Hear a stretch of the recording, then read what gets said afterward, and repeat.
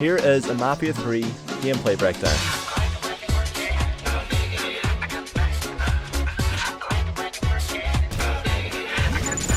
Hey everybody, my name is Martin and welcome to 2K Central. This is a Mafia 3 gameplay breakdown. Long overdue, but here it is. So I'm going to go over everything I possibly can in the current gameplay available to us. I will be pausing the video whenever I notice something interesting, and I will go into detail when I feel like I have something to say. I don't know why I said it like that. Alright, so we can immediately start by talking about the HUD. It's all been updated and streamlined, which I'm a fan of. Some people may think it's a little too much like GTA, but I personally like it. Everything's much clearer. We've got our health bar above the minimap. It shows how much money we have on the left, etc. Now, the most noticeable thing in this screenshot is obviously the police officer harassing this African American couple. We clearly don't know the context for this altercation, but we're pretty sure the police officer's reasons for approaching this man aren't really justified. So this scene alone gives you an example of the racial tension that we'll be experiencing throughout this game. It also shows that random events like this will take place throughout Hangar 13's fictional version of New Orleans. With each random event, it gives us a choice that may have consequences, because Lincoln clearly has a choice in this situation. He can intervene or he can walk away, which he does in this gameplay. Another thing that is noticeable, the number of AI walking on the street. It's an improvement from the previous game, so it's nice to see that the city feels more alive and lived in. Here we can see a promotional sign for a jazz club. The music in this game is going to be phenomenal, which is one thing that can't be forgotten about. We can also see 2 cars that will be available to us in Mafia 3, a police cruiser, which was obviously going to have a role in the game considering we play as a criminal, but it's nice to see that these vehicles still have that blue outline in the minimap. We have a video in which we talk about the confirmed cars in Mafia 3, that'll be in the description. This icon here is the cistern, or perhaps another territory that can be captured. These won't pop up in your map unless you discover their locations yourself, or you can interrogate specific gang members to give you the locations. Now, Lincoln is walking towards a rival gang member who is posted on a random location. He's either guarding this small building or this alleyway in general. Now, the interesting thing is, whenever the enemy notices Lincoln, a little search icon or magnifying glass pops up above his head, which indicates he notices something suspicious and he's going to enter search mode. Illuminati confirmed. And as you can see, the icon has changed to like a red bolt of lightning, which means he's going to attack you or at the very least approach you. These icons will for sure help if you want to take a stealth approach from time to time, as it indicates if enemies are aware of your presence or not. Alright, so this is a left-handed uppercut for those who are unaware. A vicious maneuver, I'm sorry.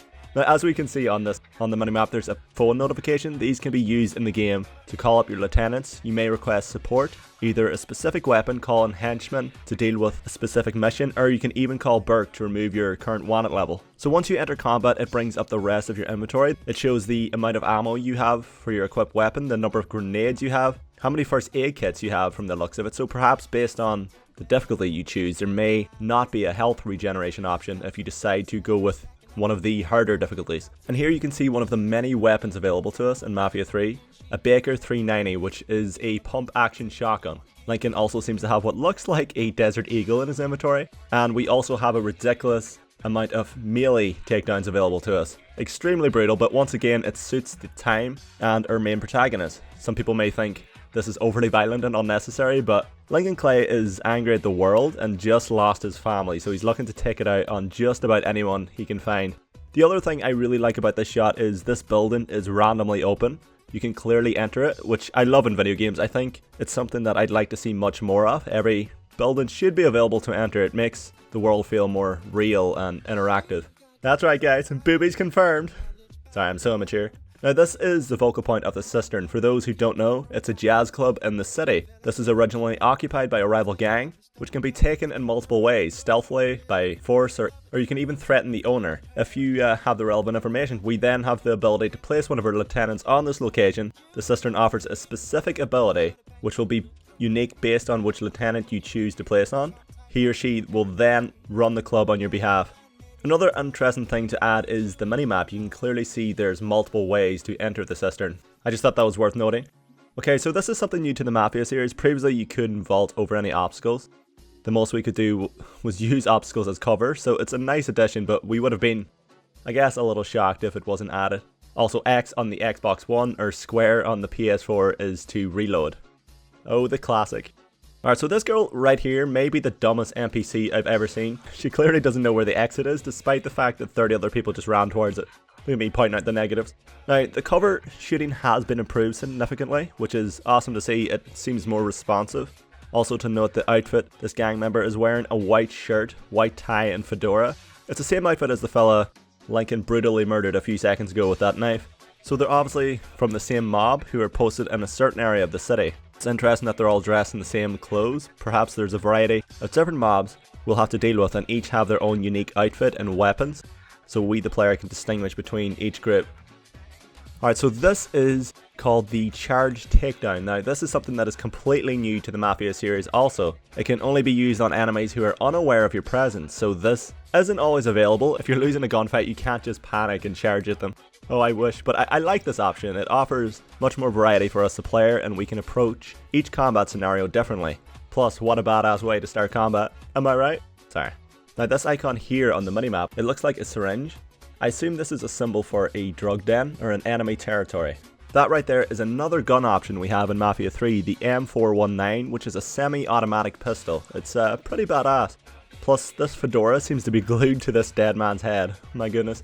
Now this is a little worrying for me personally, not Lincoln's accuracy, which is non-existent in this clip, but the camera zooms in on Lincoln whenever he's aiming a weapon, which is something similar to Mafia 2. I know Hangar 13 are possibly trying to make the combat feel more cinematic by using this camera angle, but I personally find it a little annoying to manage. It hampers my accuracy. Personally, if the camera was pulled back a little, I'd be perfectly happy. It's nothing major, but something worth noting. Here's our main protagonist triggering the interrogation option. And you can see a message icon on the minimap here. The most obvious conclusion for this is it's a collectible, perhaps a letter giving more information about the city or a specific area. That or it's a mission. And you can see in the red, drive dangerously so you scare the informant into giving up useful information. Alright, so here is another message icon. I'm almost certain that that icon represents the collectibles in the game. Also, there's a little triangle symbol here. I'm unsure what that represents. It's possibly a store. That would be my best guess. Another important thing to note is the front mirror on the top of our screen. I like this addition. We're not forced to click in the analog stick to see behind us anymore. I'd like to see this maybe added to more games in the future.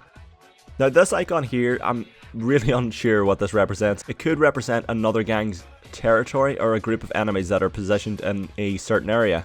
But I'm unsure about that symbol, being honest, as it pops up a little later. On the top left you can see the title for what has to be the name of the mission Lincoln is currently doing, Operation Pale Horse, which perhaps is everything we see Lincoln currently doing: take over a territory, gain a source of income, and send a message to the rival boss. Alright, so I noticed this little book icon right here. I really hope this is a Playboy magazine, the classic Mafia collectible. If it's not a Playboy magazine, it's a mission or perhaps a bookstore, but I hope it's the Playboy magazine. Hey, I'm not perverted, okay?